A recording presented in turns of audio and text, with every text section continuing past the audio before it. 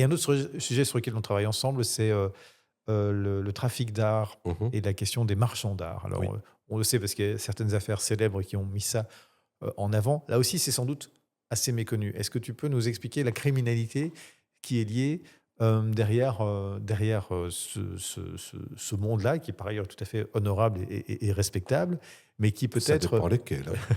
mais qui peut-être, dont peut-être certaines personnes bénéficient d'une certaine opacité. Alors, l'opacité, le problème des marchands d'art, c'est qu'en réalité, ce sont des gens qui sont extrêmement bien organisés, dans le bon sens du terme et dans le mauvais sens du terme. Alors, la criminalité liée, au marché de l'art, la première, la plus classique, c'est l'escroquerie.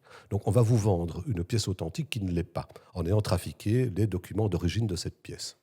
Un grand classique. Ceci n'est pas, effectivement, une pièce romaine, d'origine. Bête exemple, et si vous saviez à quel point ça fonctionne, et ça tourne. Par contre, beaucoup plus sensible, et là nous touchons véritablement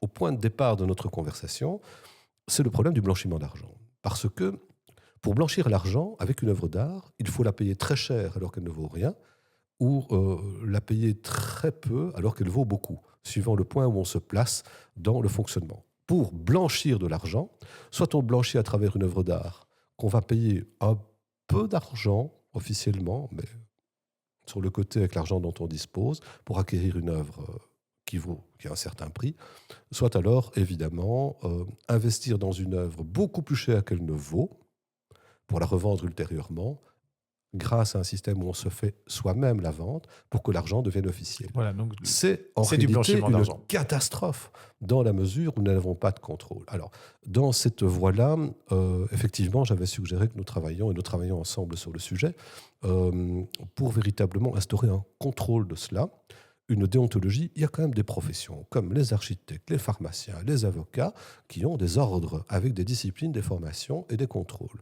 En outre, il ne faut pas oublier non plus que récemment, dans la fameuse loi CETIF, donc c'est-à-dire des déclarations de suspicion des professionnels du chiffre, on a inclus les marchands d'art qui ont l'obligation de faire des déclarations de suspicion, de dénoncer les opérations qu'ils soupçonnent être de blanchiment dans le cadre de leur commerce. Oui, mais rien n'est organisé en réalité pour la vérification de l'efficacité de cette déclaration de suspicion. Et nous arrivons donc à un moment fondamental en disant que cette loi, maintenant, vient d'imposer à une profession une obligation extrêmement sévère. Parce que déclarer une opération de suspicion, déclarer pardon, une opération de blanchiment, c'est important, c'est grave.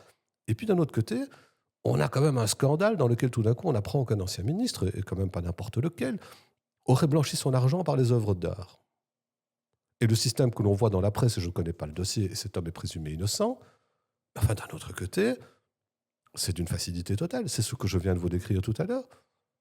Et tout le monde, à un certain moment, tombe des nues en disant « Ah, tiens, ça existe donc ». Là encore, il faut un peu plus de régulation. Il Parce qu'on faut de va... la rigueur, de la régulation et créer, et ça j'en suis un fort partisan, un ordre, et non plus cette chambre des antiquaires qui est finalement une bande de copains. Non, c'est un ordre qui serait sous un contrôle magistral par rapport au fonctionnement et assurer aussi une vérification de l'origine des œuvres d'art. J'ai saisi une pièce, c'était exceptionnel, chez un antiquaire du Sablon.